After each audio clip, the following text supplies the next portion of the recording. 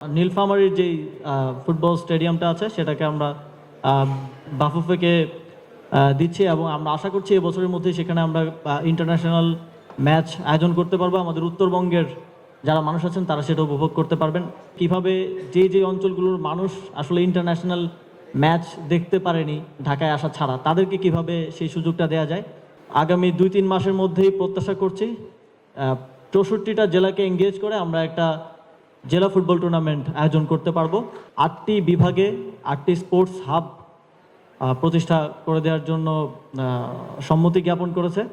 যারা প্রকৃত ক্রীড়াবিদ, যারা ক্রীড়া সংগঠক, ক্রীড়া নিয়ে কাজ করতে আগ্রহী, তাদের পরিবর্তে আমরা দেখেছি বিভিন্ন রাজনৈতিক ব্যক্তিত্ব গুরুত্বপূর্ণ জায়গাগুলো দখল করে রেখেছিল, যে কারণে আমাদের স্পোর্টস সেক্টরে বিভিন্ন জায়গায় যথাযথভাবে কার্যক্রম হয়নি। এই অর্থ বছরেই আমরা স্পোর্টস সেক্টরকে আরও প্রণোদনা দেওয়ার জন্য আরও বাজেটটা বৃদ্ধি করতে পারবো। আপনারা জানেন যে আমরা অন্তর্বর্তীকালীন সরকার দায়িত্ব নেওয়ার পর থেকে আমরা ক্রীড়াক্ষেত্রে আমূল পরিবর্তনের লক্ষ্যে কাজ করে যাচ্ছি। বিগত সময়ে যে স্পোর্টস সেক্টরটাকে স্পয়েলড করে রাখা হয়েছিল, এক ধরনের যারা প্রকৃত ক্রীড়াবিদ, যারা ক্রীড়া সংগঠক, ক্রীড়া নিয়ে কাজ করতে আগ্রহী, তাদের পরিবর্তে আমরা দেখেছি বিভিন্ন রাজনৈতিক ব্যক্তিত্ব গুরুত্বপূর্ণ জায়গাগুলো দখল করে রেখেছিল, যে কারণে আমাদের স্পোর্টস সেক্টরে বিভিন্ন জায়গায় যথাযথভাবে কার্যক্রম হয়নি। আমরা সেই জায়গাগুলো পুনর্গঠন এবং সংস্কারের লক্ষ্যে কাজ করে যাচ্ছি। সারা দেশের যত ক্রীড়া সংস্থা আছে সেগুলোকে পুনর্গঠন করা হচ্ছে। যারা প্রকৃত অর্থে স্পোর্টস নিয়ে কাজ করে ক্যাটাগরিক্যালি তাদেরকে দিয়েই সেই কমিটিগুলো পুনর্গঠন করা হচ্ছে। আমাদের স্পোর্টস ফেডারেশনগুলো পুনর্গঠনের জন্য আমাদের একটা সার্চ কমিটি দিনরাত কাজ করে যাচ্ছে এবং একই সাথে পলিসি চেঞ্জেসটাও একই সাথে খুবই গুরুত্বপূর্ণ। সেই জায়গা থেকেও আমরা গুরুত্বপূর্ণ ফেডারেশনগুলোর যেই গঠনতন্ত্র আছে এবং একই সাথে আমাদের এনএসসির যে গাইডলাইন আছে সেখানেও পরিবর্তন আনবো, যুগোপযোগী করে গড়ে তুলব। এবং স্পোর্টসের ক্ষেত্রে যদিও আমাদের অনেক চ্যালেঞ্জ আছে, অনেক প্রায়োরিটি আছে দেশ হিসেবে, তারপরেও স্পোর্টসে বাজেটের যেই স্বল্পতা থাকে সেটি থেকে উত্তরণের জন্য আমরা আশা করছি এই অর্থ বছরেই সরকারকে আমরা অনুরোধ করেছি এবং সরকার সেটা বিবেচনা করবে এবং এই অর্থ বছরেই আমরা স্পোর্টস সেক্টরকে আরও প্রণোদনা দেওয়ার জন্য আরও বাজেটটা বৃদ্ধি করতে পারবো। আপনারা জানেন জানুয়ারি ফেব্রুয়ারিতে সারা দেশে তারুণ্যের উৎসব হয়েছে।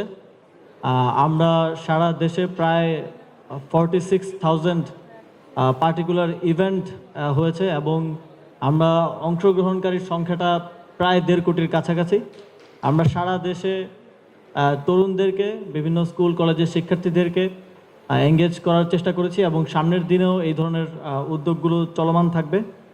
ক্রীড়া অবকাঠামো উন্নয়নের জন্য সরকার কাজ করে যাচ্ছে। ইতিমধ্যেই আমাদের মাননীয় প্রধান উপদেষ্টাকে অনুরোধ করেছিলাম, তিনি সংযুক্ত আরব আমিরাতে যখন সফরে ছিলেন তিনি সেখানে তাদের থেকে আর্থিক সহযোগিতা চেয়েছেন এবং সংযুক্ত আরব আমিরাত কর্তৃপক্ষ আমাদেরকে 8টি বিভাগে 8টি স্পোর্টস হাব প্রতিষ্ঠা করে দেওয়ার জন্য সম্মতি জ্ঞাপন করেছে। আমরা আশা রাখছি যে অতি দ্রুত সময়ের মধ্যেই সেগুলো আমরা বাস্তবায়ন করতে পারবো। একই সাথে আমরা আমাদের এক্সিস্টিং যেই স্পোর্টস ফ্যাসিলিটিসগুলো আছে সেগুলোকে, আপনারা জানেন অনেকগুলো স্পোর্টস ফ্যাসিলিটিসই খেলাধুলার অনুপযুক্ত হয়ে গেছে। আমাদের অনেক ঐতিহাসিক মাঠ এখন আর খেলাধুলার উপযুক্ত নেই, যেমন নারায়ণগঞ্জের ফতুল্লা স্টেডিয়াম এবং আমাদের যেই জাতীয় স্টেডিয়ামের কথাও যদি বলি, 6 বছর ধরে কোনো খেলা হচ্ছিল না। সেই জাতীয় স্টেডিয়ামও প্রস্তুত হয়ে গেছে। আমরা আশা করছি এই জুনেই বাংলাদেশ এবং সিঙ্গাপুরের যে ম্যাচ আছে সেটা আমরা জাতীয় স্টেডিয়ামে সবাই একসাথে উপভোগ করতে পারবো। একই সাথে সারা দেশে আমরা স্পোর্টস ফ্যাসিলিটিসগুলোকে সংস্কার করছি এবং স্পোর্টসে ডিসেন্ট্রালাইজেশন খুব গুরুত্বপূর্ণ।